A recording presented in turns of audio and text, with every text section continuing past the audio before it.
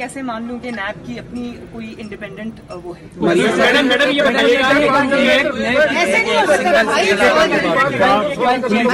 Chairman ने ये कहा कि पकड़े जाते हैं तो बहाने करते हैं और जब छोड़ देते हैं तो बैरून मुल्क चले जाते हैं। उन्होंने शहबाज शरीफ साहब का नाम लिए बगैर ये बात की, तो क्या कहिए? नहीं पकड़े, हम तो वो लोग हैं जो ये जाली सजाएं, जाली मुकदमे जानते हुए भी कि ये जाली एहतसाब है, ये इंतकामी एहतसाब है, हम तो वो भुगत के यहाँ तक पहुंचे हैं भाई, आग के दरिया में से गुजर के पहुंचे हैं। तो हम वो लोग नहीं हैं कि जिनके ऊपर मुकदमे हों, इश्तिहारी हों और वो भागे हों यहाँ से और वो कोर्ट में पेश भी होते हों तो उनको कोर्ट इज्जत नहीं मिलती।